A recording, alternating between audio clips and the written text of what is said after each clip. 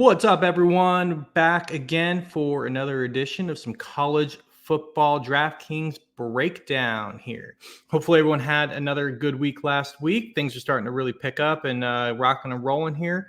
Obviously, we're getting a ton more data and information as the season goes on, which is always a little bit nice, especially when we're talking college, where nobody likes to give us updates. And we find out right after lock when guys are playing and not. So, gotta love it.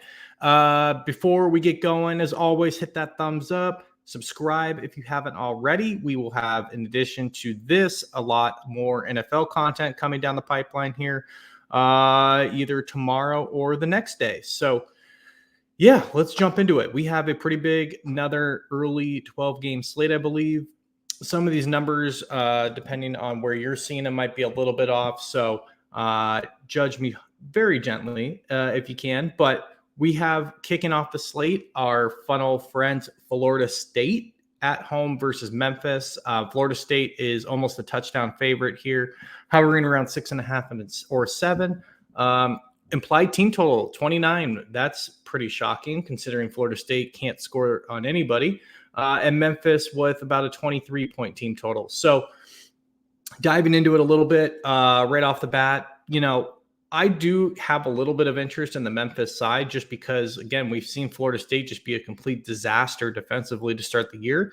Seth Hennigan coming out at 8K. I wish he was a tad bit lower, to really garner my interest. These guys are not going to be very highly owned overall. So if you want to take a shot on a Memphis stack, be my guest. The one person I do have quite a bit of interest in is Mario Anderson at running back, 6,200. He's been the bell cow guy there for Memphis. Coming in at low ownership, I think you're going to get a guy who should see 15 plus touches in this one. And again, we have seen Florida State get absolutely rocked, especially on the ground here. We'll see how much Memphis is willing to commit to the run. At the receiver position, Rock Taylor, 6,500. Blanksumi coming in 62. Those are your two main targets that you're going to want to look to. Kobe Drake, I think possibly at 3,800 if you're looking for a paydown guy, but I think you'd probably lean towards Rock or Demir up there if you're going to go with a Memphis stack and play Hennigan. For Florida State, look, Ugalele, I don't really know what more needs to be said about him. Highly disappointing start to the season. But he's projecting fairly well because Memphis also has trouble stopping anybody. You're going to get him, decent ownership is what's kind of concerning to me. I know he projects pretty well this week, 7,500. So the price tag is good. But man, that's a dice roll. So if you're playing in bigger tournaments, I think you could take some shots on him if you want.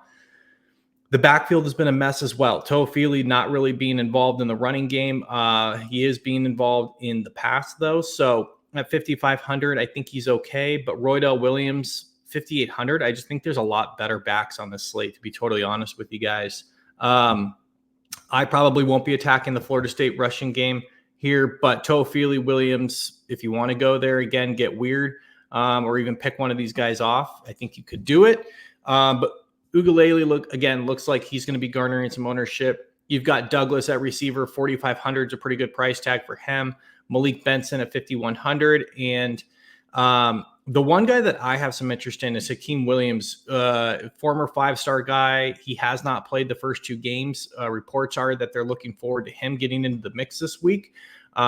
He's definitely a guy, if he's going to play, I think he's around 3,500. Let me just double check that. But all reports are that this guy is kind of a home run hitter. I don't know if he's quite going to be what we've seen out of Alabama's Ryan Williams or a boy up in Ohio State. But Cam Coleman, another true freshman. This guy's obviously not a freshman, but he's a guy who's, again, highly touted, highly regarded, is a really good player or prospect, I should say.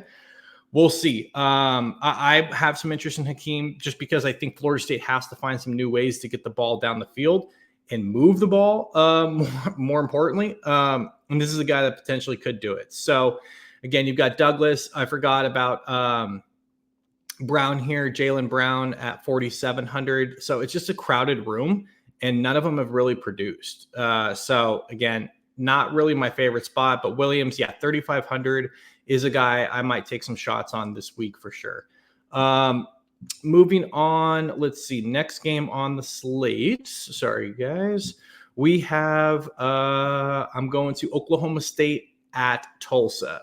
Oklahoma State's almost a 3-touchdown favorite.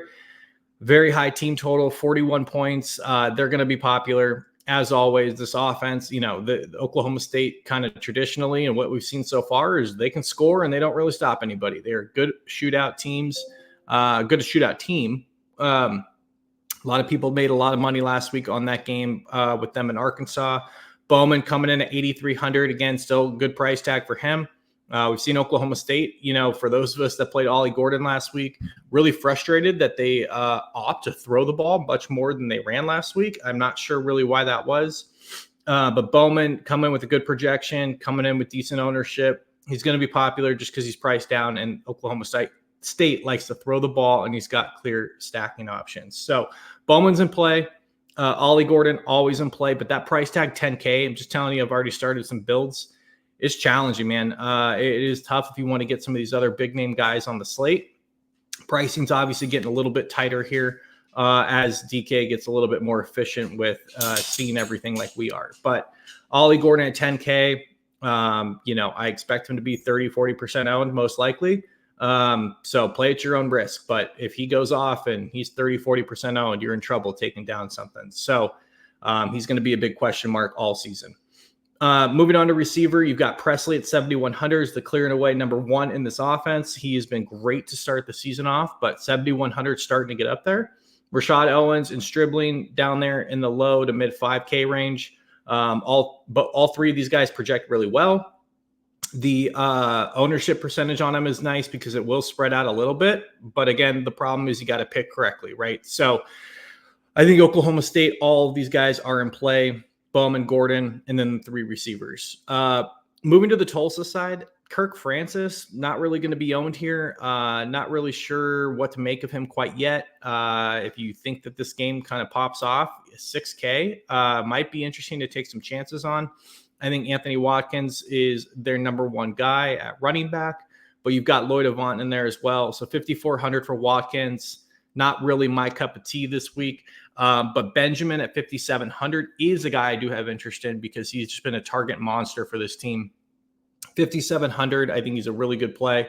Low ownership, he's sandwiched in there between some, the low 5K, 4K guys pay down and, the guys that are high priced up that people are going to want to get in and jam into their lineup. So Camden Benjamin, 5,700, I think is a pretty solid play this week.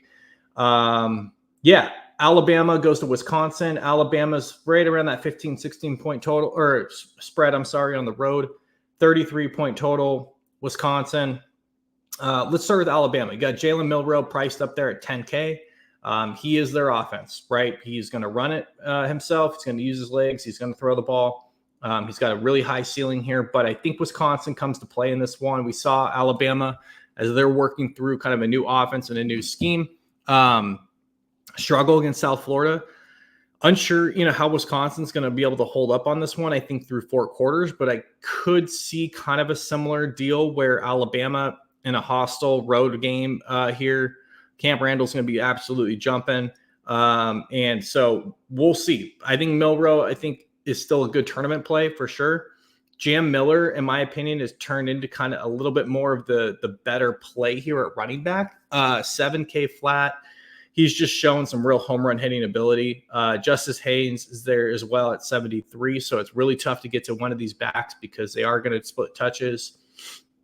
At receiver, Jeremy Bernard hasn't done a whole lot. The talk of the town has been obviously Ryan Williams at 5,600. I think most people are just going to opt to play Ryan Williams if you go there.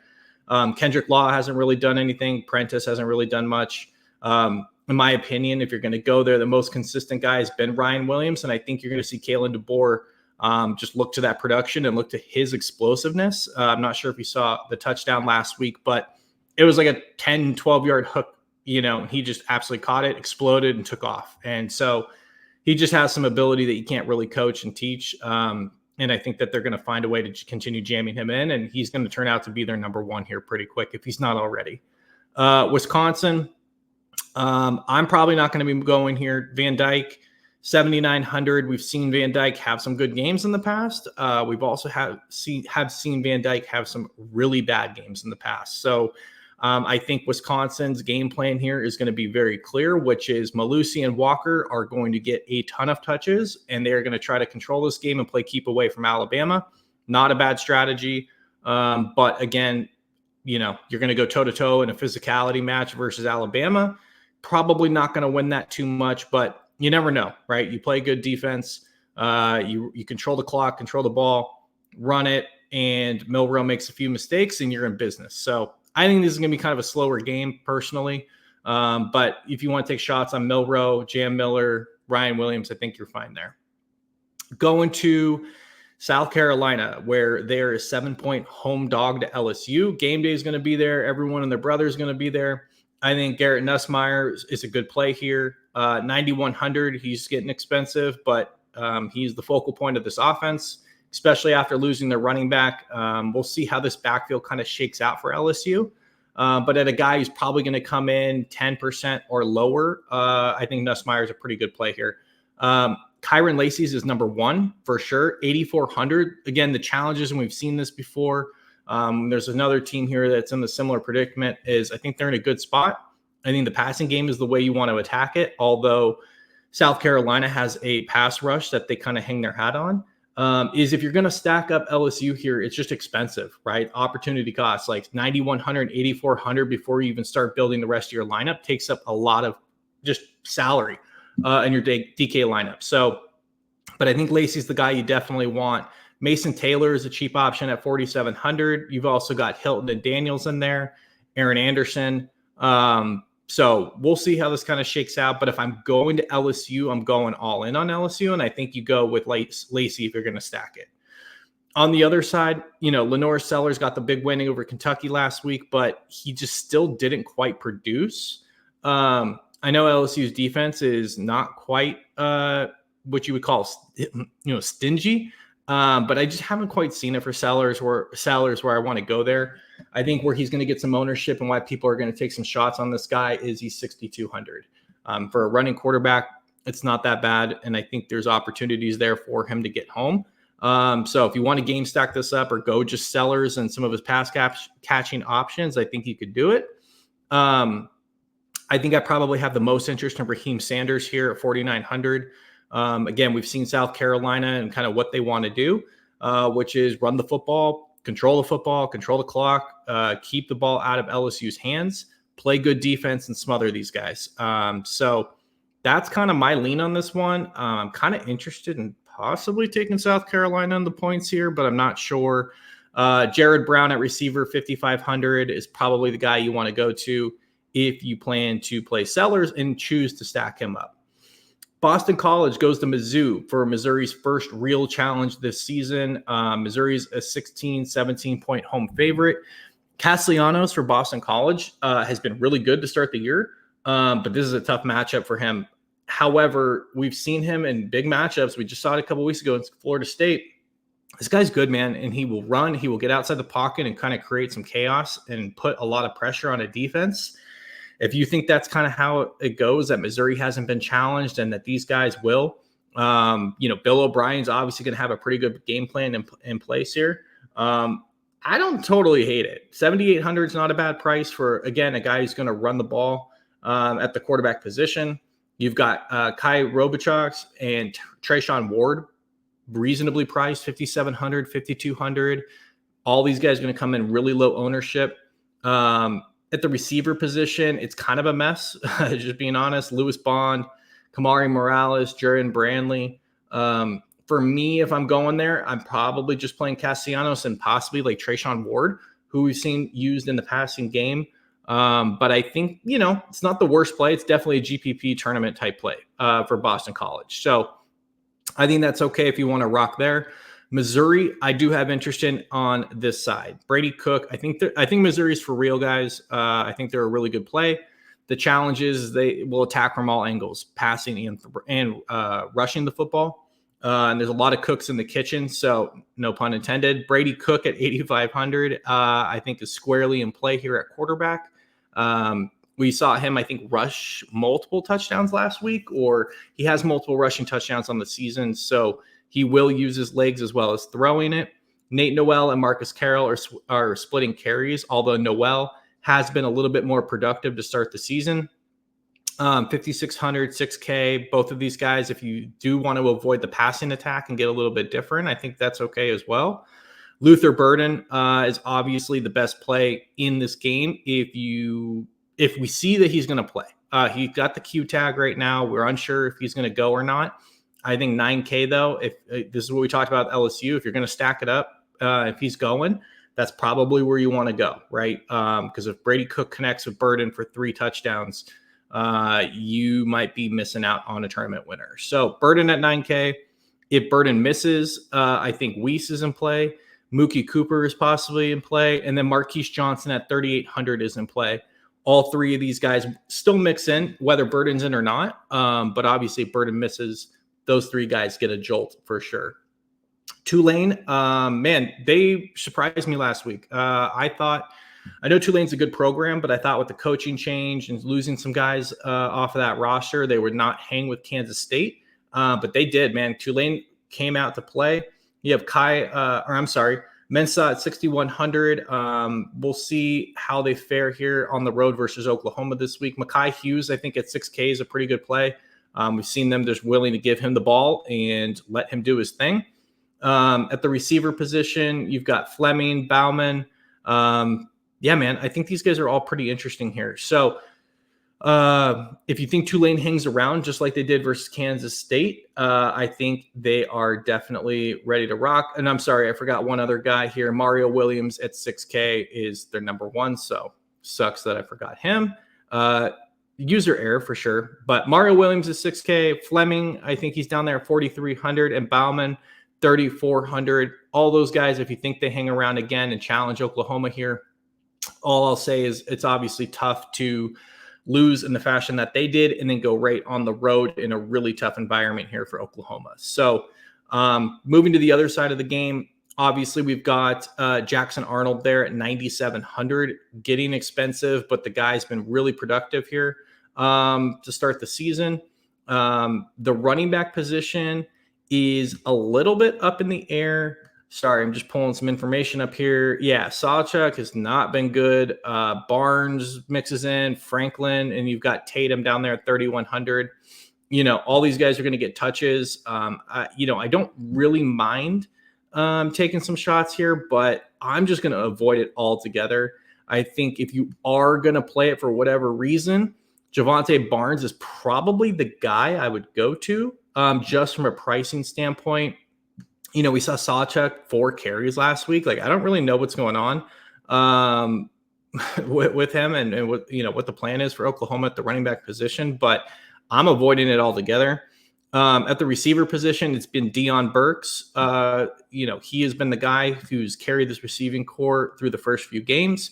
And then you've got guys like Nick Anderson is reportedly coming back hopefully this week. If he's in play, I have more interest in this Oklahoma offense because he gives them another dynamic receiver out there to go along with Burks. But Burks at 8K, he's, again, getting expensive, but he has been really freaking good. So I think if you want to rock to Oklahoma, I think this is the way to do it.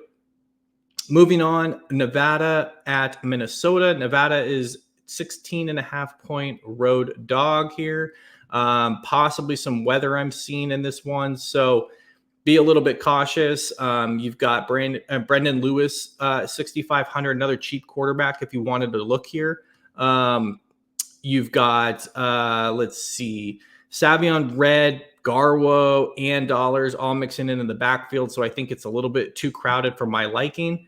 And at receiver, you've got Braham, who's been by far their best receiver so far this season. If you wanted to go there, 4,400, I think is a pretty good price for him. Jaden Smith at 4,200 also, I think, is pretty much the 2 guys that you want from this offense. On the Minnesota side of the ball, Brosner is probably not a guy that I'm going to be touching this week. Again, there's just a few guys better, I think. I know he's a little bit cheaper, but 7,500 is not super cheap. So I mean, if you're going to pay down, I think I've already talked about a few 6K guys you could look to. Minnesota on the running side of the ball, you've got Darius Taylor at 6,200, I think is a pretty interesting play this week. Marcus Major, though, is mixing in. So just be a little bit cautious there. But I think Taylor, if he's healthy, if he's good to rock and roll on Saturday, 6,200 is a good price tag for a guy that could absolutely light this Nevada team up on the ground. Receiver position's a freaking mess. You've got Jackson there at 5,900. You've got Spencer at 5, Brockingham, Driver. You've got, Tyler Williams, all these guys. So for me, it's the running attack, and it's going to be from Taylor if I'm looking here. And that's where I'm just going to be leaning, just being totally honest here. Try to speed this up a little bit. I know we're at the 20-minute mark. We've got the Civil War early on in the season, which should be pretty interesting. Oregon, a 16-point favorite, going to Corvallis. Man, this one scares me for the Ducks. The home team, I think I read, has won the last 4 matchups in this game. Oregon State, it's obviously been trampled on by being left in the dust from the Pac-12 breaking up. They are going to be pissed and ready to rock and roll here. Oregon, as we all know, has not looked great to start the season. Dylan Gabriel at 9,900 is just too expensive for me. The one thing I'll say is I watched that game versus Boise State the other night. Man, he missed like 3 or 4 deep touchdowns. So they're there. I don't know how Oregon State obviously game will go, but man, he left so many yards and touchdowns out on the table. So that game could have very easily been Oregon up 2-3 scores. But they just continuously shoot themselves in the foot, and they just do not look like they're clicking on offense. Gabriel, again, 9,900. I think you could do it, but it's not something I'm really going to be playing, I don't think, this weekend. Jordan James and Whittington in the backfield. James at 8,200. Projects pretty well here. Whittington, he looked great on that kick return. His explosion looked back, so I'm wondering how much they get him integrated more into the offense. And then you look to the receivers, Tez Johnson, Evan Stewart, and Trayshawn Holden. Damn, I mean, all really good players. Again, all really open. It's going to be a round robin every week. Who gets the touches, or do they all kind of get a bite of the apple? I'm not really sure which one to lock in on. Luckily, last week I played Stewart, and he's the guy who kind of went off. But Terrence Ferguson's going to be a guy that I think is in the mix as well at 4,800. So if you want to get like a piece of the offense that's cheap, I think you could look to him. But man, this is going to be a tough matchup. I think this is just going to be a brawl on Saturday. Could very well be wrong, but that's how I kind of look at this one. Oregon State don't have any interest at the quarterback position. Running back, however, Griffin and Hankerson at 6,354. Both of these guys are have really good starts to the season. Man, I know none of these guys are Ashton Gianti, but I think Oregon State knows how to attack Oregon after the last 2 weeks, and I think they're going to. So if you want to take some cracks at the running back position here, Griffin and Hankerson, I think that's okay. Receiver position, not a whole lot of interest to Trent Walker. 4,400 maybe you could look to. Going down, I think is going to be probably the most popular game on the slate. Washington State goes to Washington in an early Apple Cup. Mater, 8,900, has been really good to start the season. At running back, you've got Wayshawn Parker at 4,100, who's looked super explosive and good. Scoring, I think, his first 2 games out of the chute. And he is used in the passing game, which I like quite a bit here. So he's going to be, my guess is, fairly popular. If I get word that he's not, this is a guy that I will be jamming quite a bit of into my lineups. That's for sure. The receiver position, as in normal Washington State fashion, spreads it out. You've got Chris Hudson at 4,900, Kyle Williams, 7K, Meredith, 48, Shackelford will play.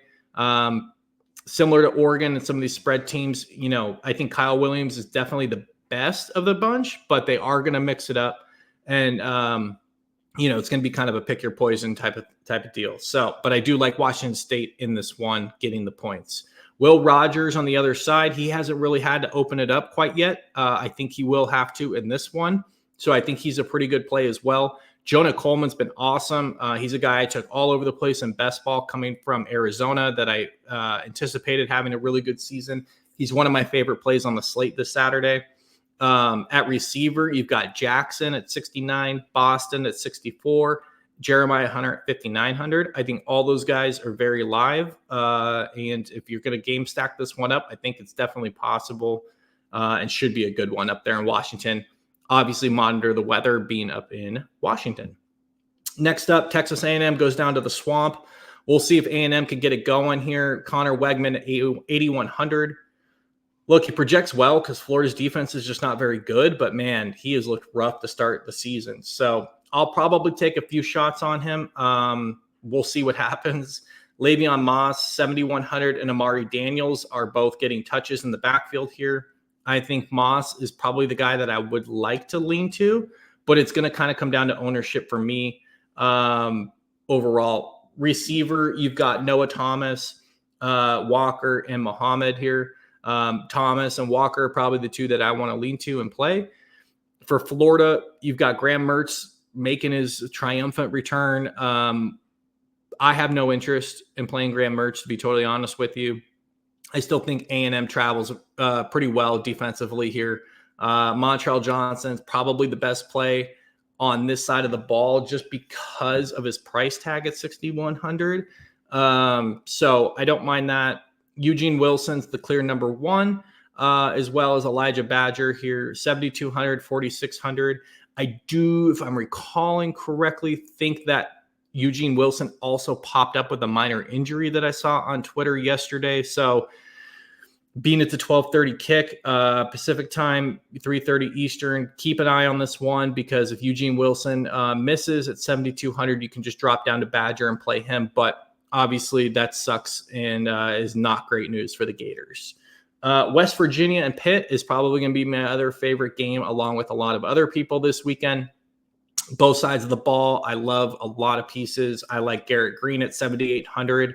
I think CJ Donaldson, in my opinion, is a better play than Jaheim White.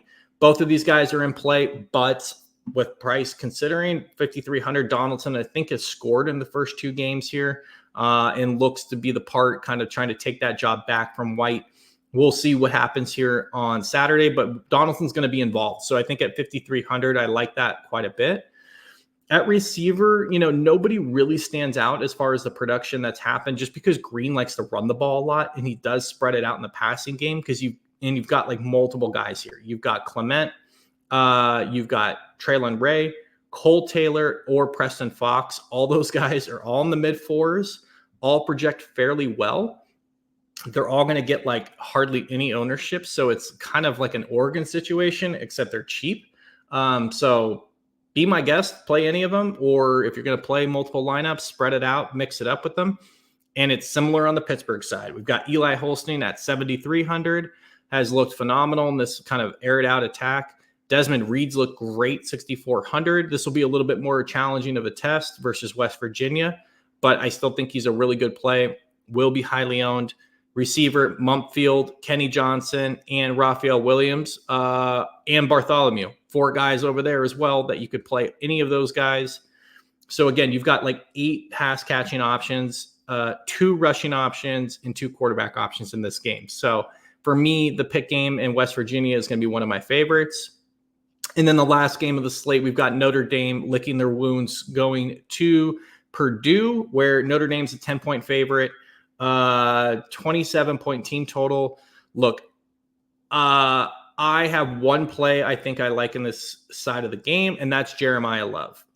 He's kind of taken the job from Jadarian Price at 5,700. He's going to be, we'll see if this holds. He's going to be very highly owned, but I think Notre Dame understands who they are, and that is not to let Riley Leonard throw the ball around the field. It is to ground and pound and run this thing. Purdue, on the other hand, they did last year have a really good rushing defense, so this should be a pretty good game, I think. But the only guy I have interest in on Notre Dame's side of the ball is Jeremiah Love, 5,700. I think he's a good play. Purdue, Hudson Card, if you want to go there, be my guest. I still think Notre Dame, again, has a really good defense. Maccabee at 4,400 or Reggie Love at running back.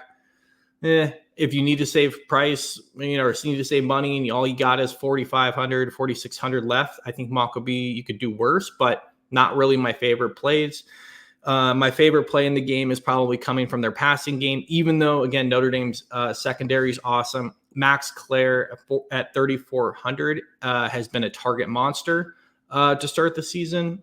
He's 3,400, which is another reason why I like him. He's going to be pretty chalky, obviously, but I think, at 3,400, he doesn't kill you if he busts, but he has big upside. So that's it. Hopefully everybody enjoyed the show. Again, thanks for listening and tuning in. Interact with me and send me messages on Twitter as we lead up to kickoff here. In the comments, if I forgot anybody or forgot anybody wrong, please drop that in. Let's make those corrections. Let's win some money, and I'll see you next time.